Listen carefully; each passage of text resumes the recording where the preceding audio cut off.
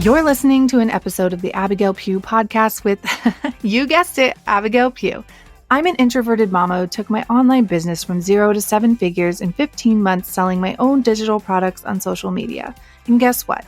I did it all with my 3-year-old daughter no less than 3 feet away from me at all times. Now I'm bringing you everything I've learned about building a wildly profitable online business that supports your life while allowing you to truly live it. Get ready for raw, honest conversations with entrepreneurs making thousands per month selling their own digital products and people just like you who ditch self-doubt to create the life they've always wanted. If you're ready to make more money, have more impact, and still have time for the things that matter most, you're in the right place. Grab your sneakers, head out on your hot girl walk, and let's dive in. Today's guest is a story and pitch expert, TV host, and media veteran with 17 years experience on both sides of the mic. From landing her e-pillow on my favorite TV show, Friends, to TED Talks and national keynotes, Lisa knows firsthand how the right story can open doors to incredible opportunities, like her 2 appearances on Oprah Radio that led to her hosting her own radio show. And yes, I did say Oprah Radio. As the host of Life with Lisa and a founder of the Don't Wait Project, Lisa has completed 3 national tours across 23 states, sponsored by Toyota and other global brands that you would know, interviewing people about their don't wait stories and proving that a well-crafted pitch can turn into a movement. Today, she's here to share her expertise on crafting pitches that get noticed and stories that are remembered. Think media interviews, keynotes, workshops, and brand deals. The possibilities are truly endless, and they all start with your story. Lisa, welcome to the show. Abigail. I'm so happy to be here. You guys, there's a story behind this podcast. So Lisa is a student of mine. She's in my Rich Girl community. We've worked together several times. I love her. And several months ago, she came on the podcast. And at the time, I feel like she was still struggling with how she wanted to help people. Like, Lisa has lived several lives. Like, you guys will hear her story in a second. Like, she's done so many amazing things. And when we first recorded the podcast, I feel like she was kind of struggling with which thing to help people with. And so we recorded the whole thing. My editor edited the whole thing. And it was like a week before it was going to go live. And Lisa, I feel like in her business had just come to this like pivotal moment of this is what I'm supposed to help people with. And she had so much clarity. And I remember like she DM'd me and messaged me and was like, I'm so excited, but can we re-record the podcast episode? And I said, absolutely. My sister, who's my editor, was a little mad at me, but I was like, you know what? It's okay. We had a lot of technical errors with our first podcast, so the editing took a little bit. But in my opinion, like, always ask for what you want, you guys. If something's going out into the world and you're like, you know what? That's not what I want to put out into the world. Just ask. Just say, hey, I don't want to do this. And you never know what's going to happen. And I feel like that's a great segue into Lisa and her story. So before we get into kind of pitching and getting yourself out there with media appearances to help your digital product business, I'd love to hear a little bit about your story, Lisa. Like I said before, you guys, she has lived so many lives. And actually, the first thing that we connected on was a sad thing, was Lisa losing her husband several years ago due to mold, which I'm going to let her tell her story in a second. But Lisa, I'm just so excited you're here. So tell us a little bit about your story. Well, first of all, thank you for letting us re-record. And here's the thing. I don't ever ask anything of anyone that I wouldn't be willing to do myself. And having had shows, television show and radio show, I thought, I'm just going to ask. And luckily, you said yes. But really, I just thank you for being here. And I want to tell you, too, that you are on a first name basis in our house. You're kind of like Madonna or Beyonce. I was going to say Cher, but then that ages me. So anyway, I'm like, I'm on Abigail's podcast today, and everybody knows who that is. So anyway, thank you. I'm smiling so big. Oh, gosh. Listening to you read kind of the intro there, I would say that it really starts with my first book, which was in 2001. And I borrowed $25,000 from my in-laws to pay for a publicist, and they just didn't do their job. And so it was a pretty pivotal point for me because in my marriage, Wesley paid the mortgage. I could fail at any venture because it really didn't count on me. Yeah. And yet I wanted to succeed, of course. And so I just started to pick up the phone myself and learn how to pitch myself. And really the key, I think, in that starting point for me was getting over being afraid of being told no. Hmm. It's really the biggest skill I think I have in any room, in any setting, is that I'm going to ask because I feel like I've earned the right to ask the question. Hmm. They have the right to say no, but I know I've earned the right to ask, or I'm not in the room. Yeah. I'm not on the phone. I'm not pitching. And so what had happened was they just weren't doing a great job, and I had to figure it out for myself. And it's the greatest lesson I could have learned. Because later, when I started my alphabet pillow business, which was just intended to be a little side hustle I did before side hustles were a thing. This is like 2003. And I just wanted something to do while my son was at preschool. And so I designed these pillows in shapes of the letters of the alphabet. And to be truthful, so I met my late husband, Wesley, when I was 8 years old and he was 10. And when I was a sophomore in high school in home ec, I made pillows that spelled out his name. Oh my gosh. I hadn't seen him in a long time at that point, but I always had this crush on him. And so I made these Wesley pillows, but they were just the standard pillows you get at a fabric store pattern. And so I ended up coming up with these whimsical fonts and selling them to local boutiques, and decided it was kind of the time going to have an internet business, a custom business. And I thought, well, I have a good story. I'd survived cancer at that point. We had our miracle baby despite the risk of infertility. And I was working from home, and that's what I wanted. And I wanted to help other moms work from home. And so I thought, if I can get these on a good TV show, then I can get calls returned from magazines and television. I have a good story, but I need a good hook. We're always talking about hooks, right? Yep. On Instagram. And so I thought, well, that'll get calls returned. So my thinking is, let's go for the biggest show there is, which is Friends at the time, and even still today, probably one of the biggest shows ever. And I pitched the set decorator. And what I didn't know then was that there were businesses lining up when Emma, the baby, was going to be born. And I thought about it this morning getting ready for this. Would I have still pitched it if I'd known that? I think I would have. I think I would have. And he said yes. And, that e-pillow on Rachel and Joey's wall changed really the trajectory of everything I was doing. But at the same time, my husband started getting ill when he cleaned out an old cabinet in our garage that made him sick. And there was fertilizer and droppings and mold, and he was short of breath that day. And I mean, it was just the most horrendous year of multiple hospital stays. And our son was just 4 years old. And he ended up receiving a double lung transplant that didn't go well. And he died 6 weeks after, when he was 35 years old. So I was a stay-at-home mom, which is everything I ever wanted. I was perfectly content in the role. Just wake up every day. What can I teach you? What can you teach me with our little boy? And then suddenly now I'm responsible for everything. Yeah. And I had started the pillow business. The show was really taking off with the Friends pillow there. And I'd been pitching myself. I'd been pitching to big magazines. I'd been on local radio, big radio, local television, things like that. But I had to take it up a notch. Yeah. And I had to rely on it. And my biggest thing was my why. Yeah. And I say it all the time. I had to figure out a way to feed my kid, feed my soul, be home by 3:00 every day when he gets home from school. And you can't work 8 to 5 if you want to be home by 3. So ain't that the truth? Yeah, I had to figure it out. So I just started having these buckets of passion that I turned into ways to earn a living. And that was really the start for me. And every single thing after that, really, it was going on Oprah Radio too. And then being in that room and people saying to me, why don't you have your own show?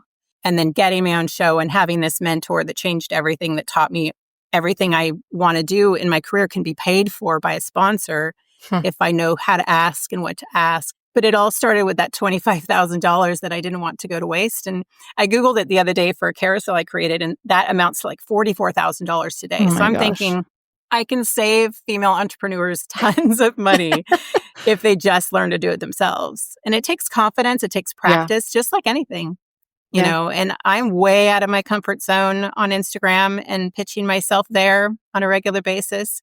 But I'm learning from you, and I'm showing up, and I'm gonna figure it out. So it's so crazy how like different platforms and different ways of pitching like don't always cross over. Like I'm so confident selling on Instagram and I don't like pitch to people in their DMs, right? But I sell on my Instagram, which is essentially putting myself out there and saying, hey, I have this thing. You're going to love it. You should buy it.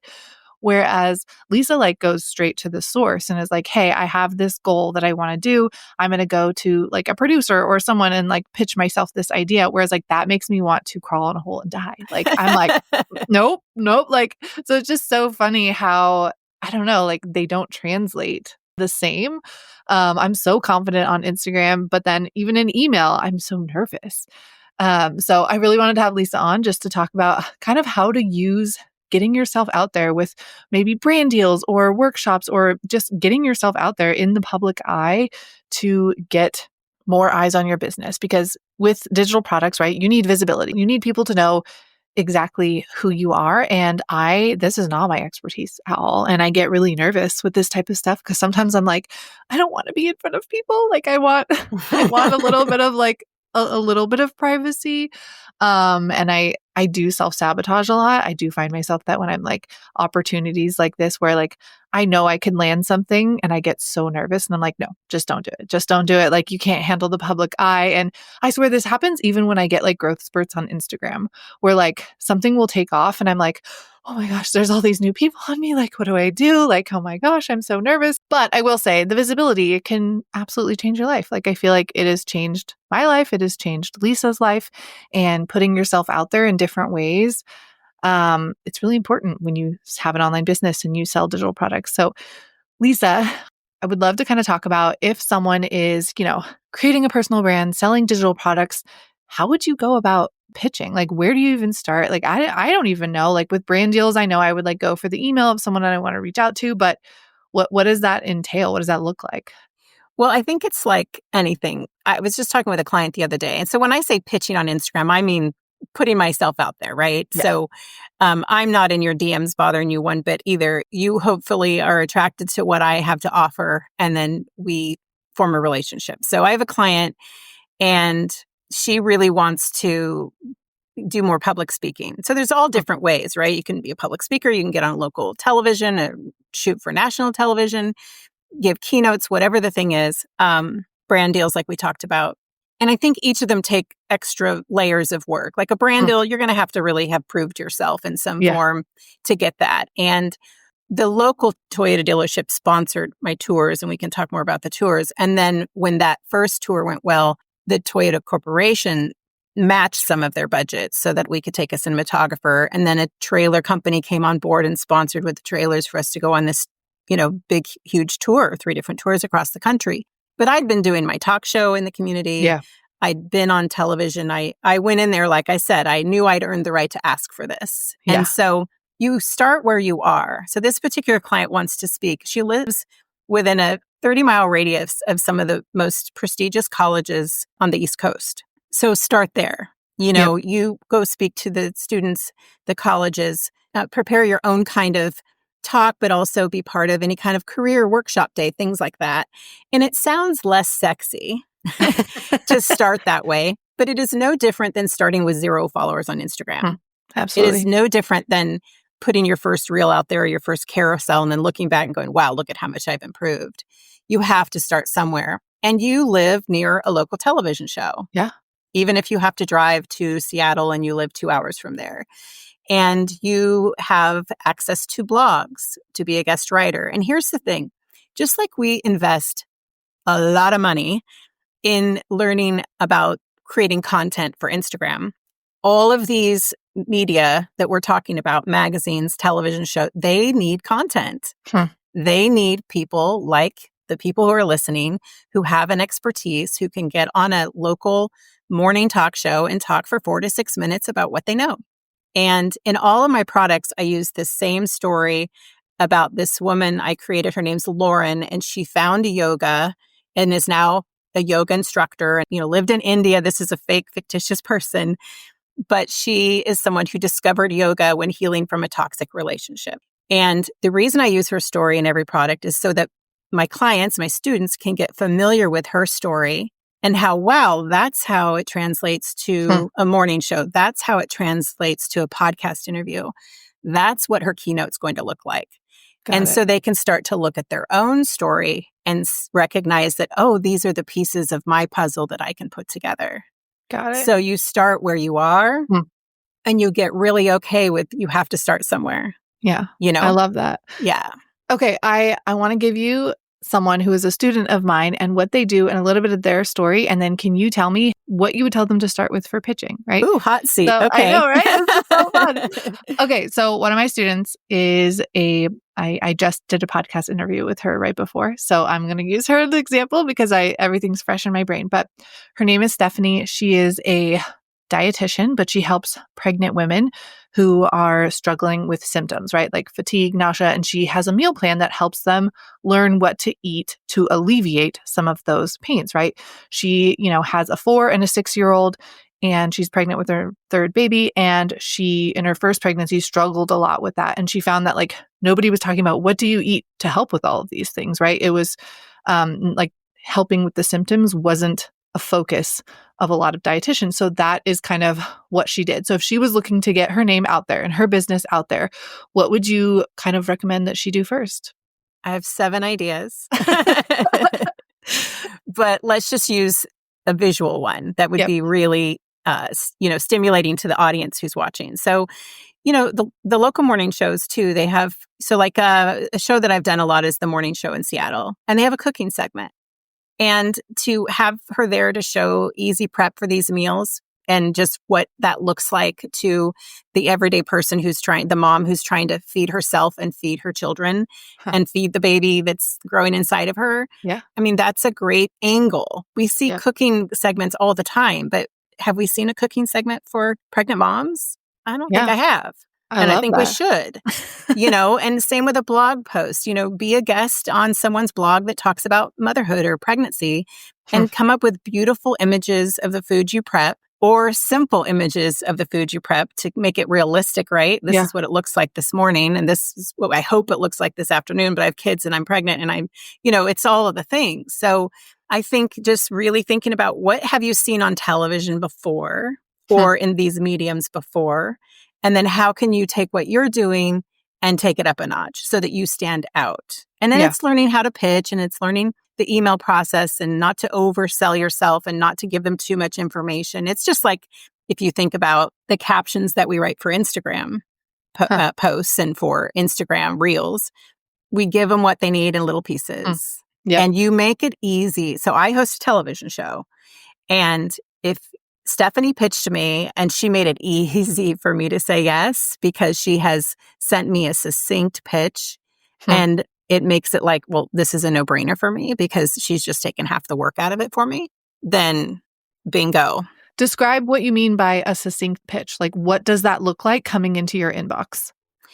Well, that's a skill that you have to learn. And so it really comes down to taking the little piece of your story that you're wanting to share. So for her, if she's pitching a television show for a food segment, then it's getting right to that.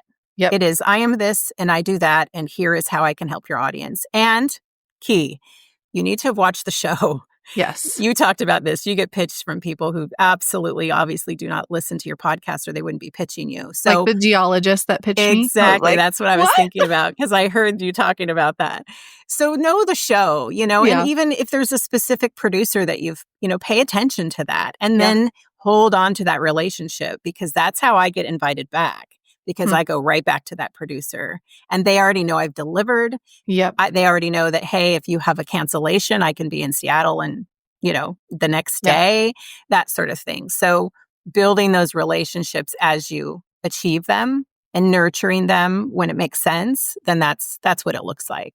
I love that. Now, one last question on this. Logistically, where do you even go? Like, do you find their email online? Like, how does that look like? I've never thought to pitch myself for like a local segment or anything on like the local news or anything. And I don't even know, like, where would people start to get their face on the morning news? Well, in a for good example, way. For example, for my show, sometimes I'll get a pitch from somebody that came through the station where I am. And obviously I have a local show, so it's a smaller station, but you can even if you call a news program, they have a storyline number that you can call, or they have an email that you can send. And it's tough to stick out in that.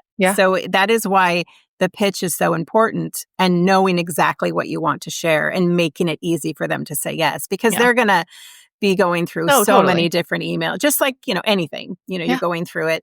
And what I always say too, and this is what I was going to get to before about one of my clients that wants to start pitching to colleges and things and speaking and getting some of that experience, is it's kind of like applying for a job or applying for a college.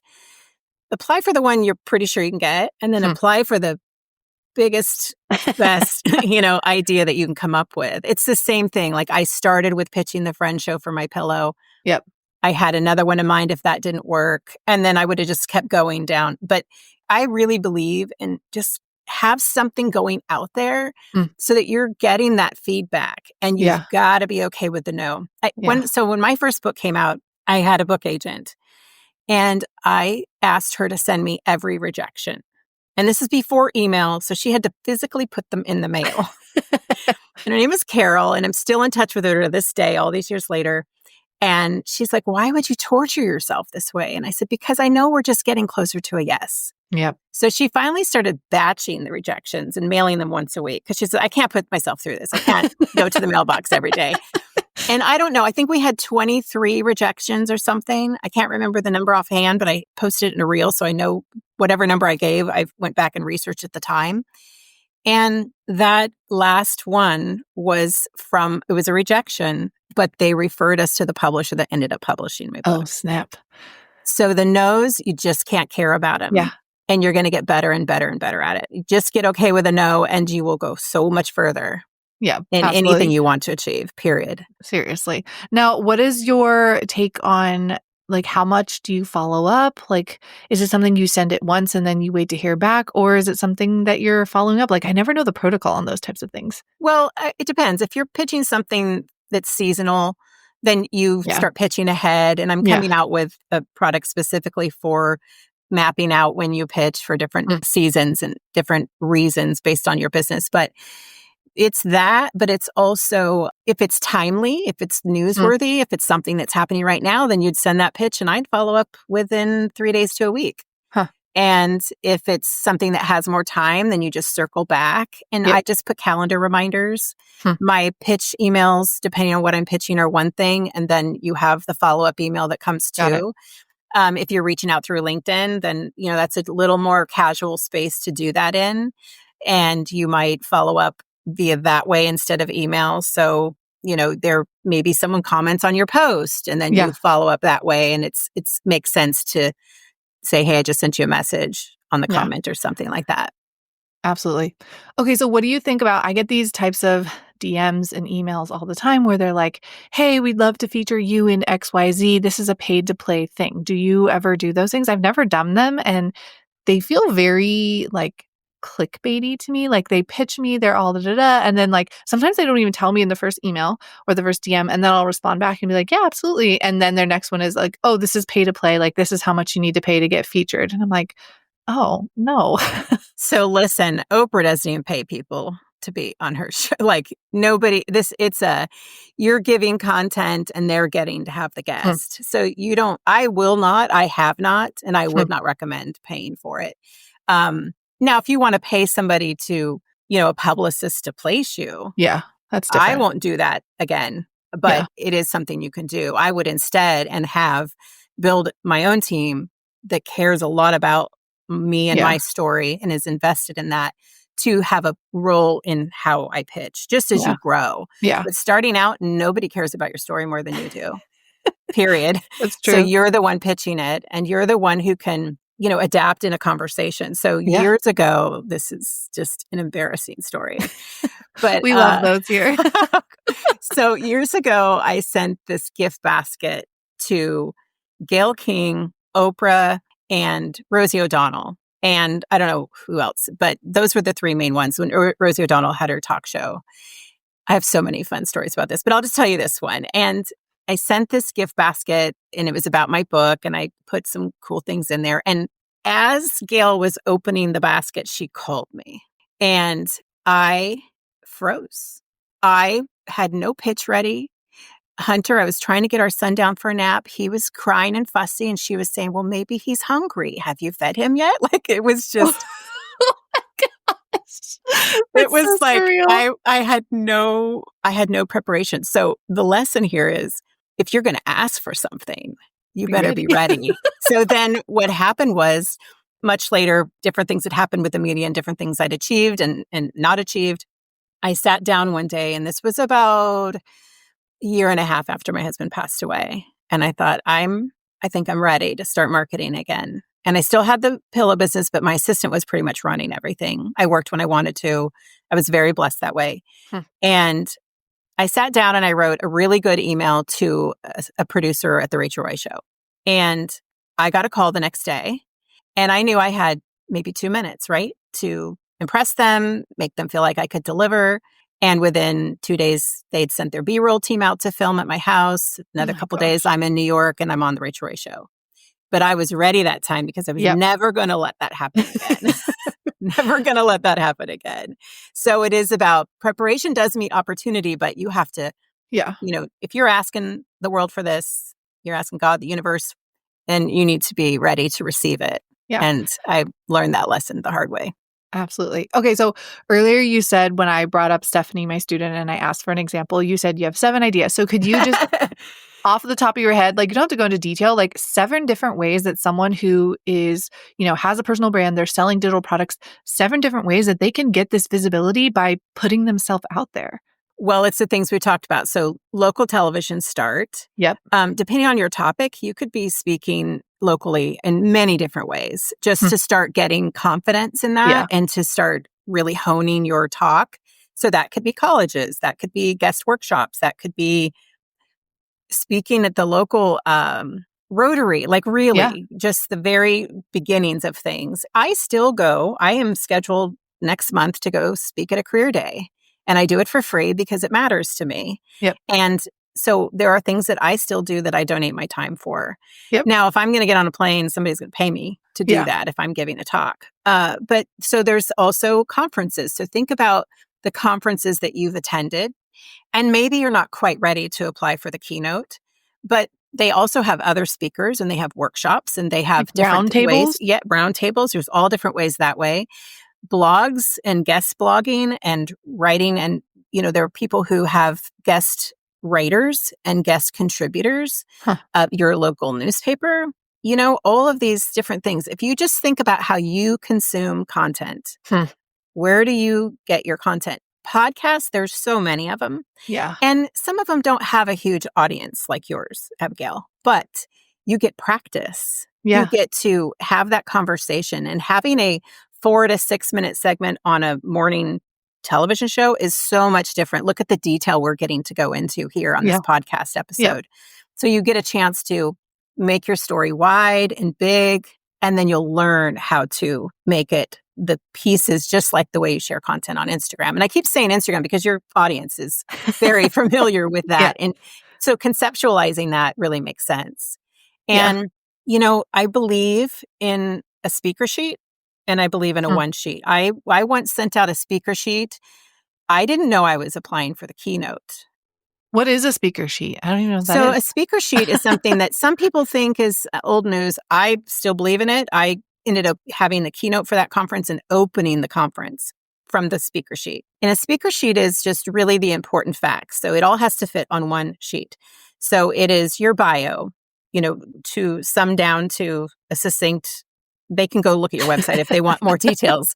It's your bio. It's your talk. I highly recommend perfecting one talk.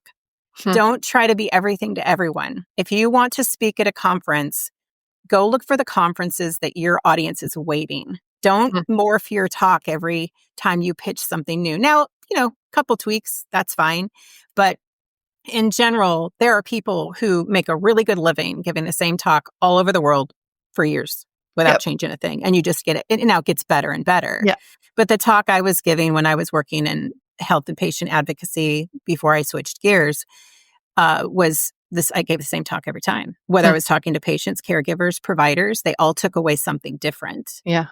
And so that's a really important factor. And so just really understanding what your message is. And then you put that talk, you give a title to the talk, you give an overview of the talk, and then also any testimonials that you can give, any credentials that you can give, how to contact you. It's all in one sheet. The Toyota deal I got, a one sheet and a meeting. And everything was on that sheet. And I went in there and I was able to leave it behind. Just think about the thing that if the panelists or the people who are making the decisions about the conference, Yep. the speaking conference, are all in a room, that you just want something you can pass along to them. Yeah. That each person, like that person has found you and they want you to be the one that gives the talk. Make it easy for them to share that information with the people in the room. Yeah. I love that. Okay, you guys, your homework for today, which we're not done yet. I have one more question. But your homework for today, when you're done listening to this podcast, is I want you to sit down and I want you to write out all the ways that you consume content. Like, what do you watch YouTube videos? Do you listen to podcasts? Do you watch the local news? Do you listen to the radio? Like, what is it that you're consuming? And then I want you to sit down and, well, you can do this all in the same sitting. I don't care.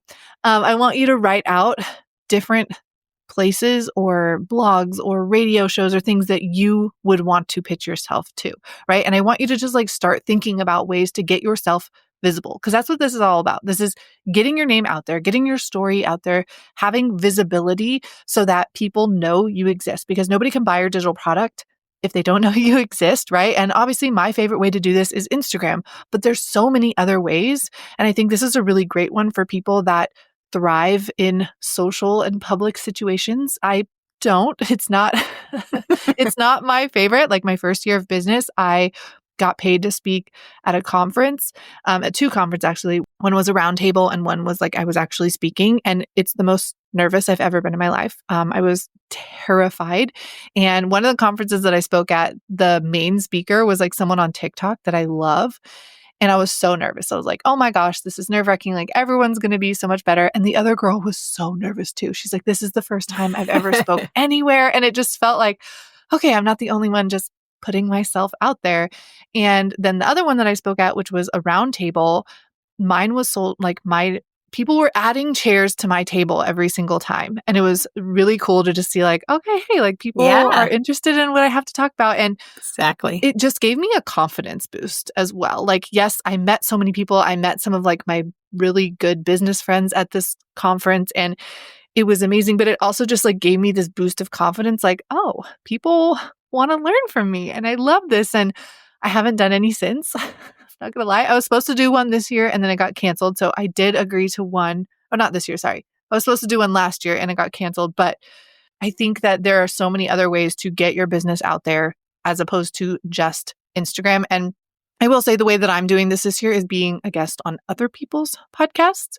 And I think it's a lot of fun for me too. It's a great way for me to get myself out there without feeling the nerve of like getting on the morning news. Like that gives me hives. Like I don't think I could do that.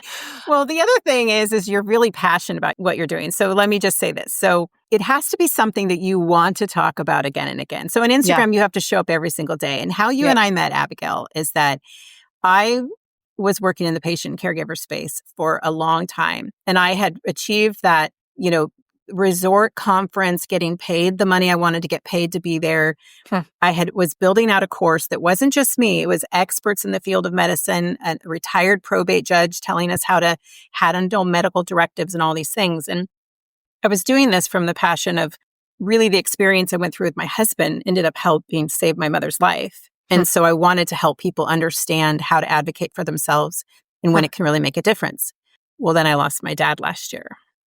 And it was sudden and it was horrible. And I just couldn't show up in people's crisis in any way, shape, or form anymore while it being in the midst of my own. And how I figured this out is I joined your last live reels challenge that you had. And I thought, I'm going to do this. I can do this. I know I can do this. I've worked so hard. I've put all this effort into it. I've been building this for a year. I'm ready. And I posted reels in your challenge 3 days in a row. And I said, I'm out. Yeah, I can't do it. This is not something I want to talk about to the extent that I need to believe in it. I believed in it, but to the extent I needed to show up in that way. Yeah.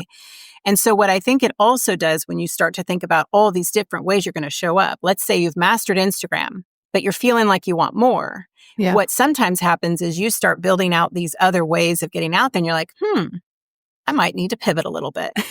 I might need to add a little something or change a little something. You give a lot of good advice and you say, start here and you can add to it later, but start really tight and keep your message tight. And so when you are thinking about pitching yourself, whatever way you do it, whether it's television, or particularly if you want to be a public speaker about it, you got to be willing to get on a plane and fly there and be inconvenienced and stay in a hotel and give up your favorite pillow and maybe not see your child overnight or, whatever that is. So it needs to mean something to you. Yeah.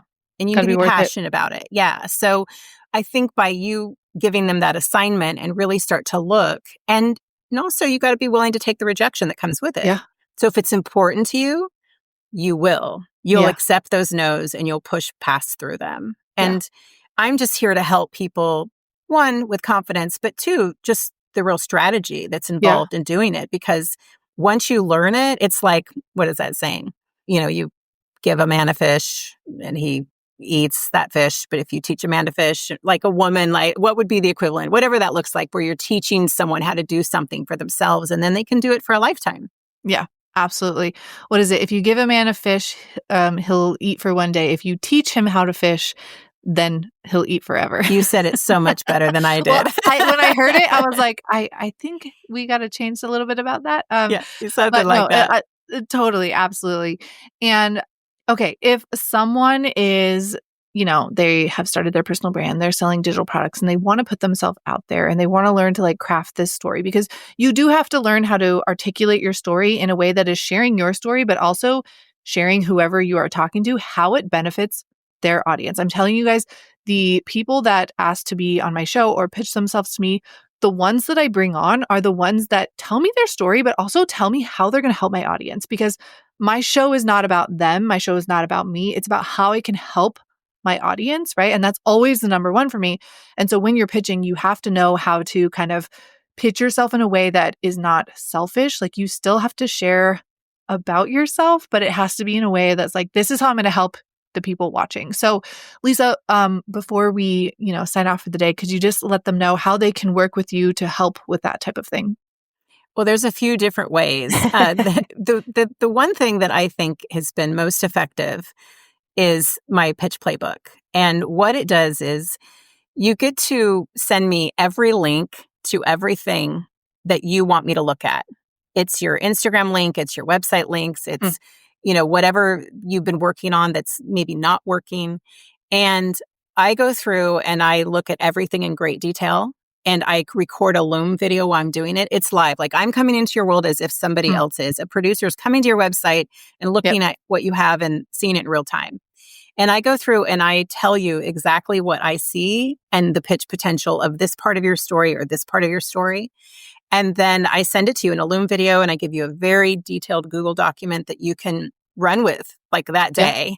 So if you order the pitch playbook within 3 business days, all of that's in your inbox. And then if you want to work together one-on-one, yes, it is. And I feel like it's the best way. And it also helps me know if they're ready to work with me, right? And I don't mean that in like are you worthy? I don't mean that. I mean like there's different steps. And yeah, I can give you this playbook and say, hey, here are these things that you can work on. And I can help you get ready. But if you want to do it yourself, these are the things that I would recommend. And then from there, we could work together one-on-one. And I have some really fun products coming out. I have a few that are on my site now. And I just have so many ideas. And that's the fun part, Abigail. And you and I have been in communication about it. Once you figure out, and how this happened was I was talking to a friend and she was wanting to speak and not knowing what to do. And we just had this 15-minute conversation. She says, why aren't you helping people do this? And it was the light bulb, right? It was the light bulb because I can talk to you for 2 more hours if you'd like. And I wouldn't be tired of it. It's always like what your friends are asking you, you guys. Exactly. So many of the time, it's like what they're picking your brain, like, hey, can I get help with this? None of my friends live in person with me. So that wasn't the case for me. But a lot of my, friends that live in different states, we talk about this stuff all the time. And it's the same for me. A few of them are like, why are you not sharing on this? Like, what are you doing? Like, people want to know this information. So I love that so much. Lisa, thank you so much for coming on the show. You guys, I will link her Instagram and her website down below for you. So if you are trying to get more visible and sell your digital products and put yourself out there into the world to let people know how you can help them, I feel like this is a really awesome way to do it. And like I said before, it doesn't have to be your morning news station, right? If that scares you, maybe make that your 5th pitch you do down the line in a few months. But I talk about this a lot, like get on people's podcasts, get on people's blogs, because essentially when you're on somebody else's podcast or blog or wherever it is that you show up, you have the trust of that person's audience because those people trust the person, right? So people trust me so that when I have people on my podcast, they now trust this person that is on my podcast. So take advantage of that, and not in a bad way. Like, take advantage of the fact that other people have these amazing audiences that need your help. So get yourself in front of them, right? And for me personally, podcasting has been the best way to like dip my toes into this because, like I said, I tend to self-sabotage. I get nervous. And it makes me want to like throw up thinking about being on the news. I'm not going to lie. It's probably something I wouldn't do for a while, but podcasting has been great for me because it feels like I can like dip my toes into it. So go make your list, go find Lisa on Instagram. And she has one more thing to say. Well, I want to say, because we've talked about TV a lot, right? And that morning show, I created a product too that's signature TV story, and it's everything you need to do to pitch it. And so what I say to you, if you're watching, I always need good guests on my show. So pitch me. Oh, there you go. Pitch me to be on my I show. love that. And that's a good place to start. I mean, it's an option. It's not like I'm not trying to sell you anything. I'm saying that I always need good content on my show, good guests. And so maybe that feels like a safe place because we're getting to know each other here. I love that so much. Well, thank you guys so much for listening to another week. I hope you got a nice hot girl walk in while you were listening, and I will see you next week. Thank you so much for hanging out with me and my guests today. If you learned anything from our episode, I would love it if you could share it over on your Instagram stories and tag me at Abigail Pugh. Until next time, love you, mean it.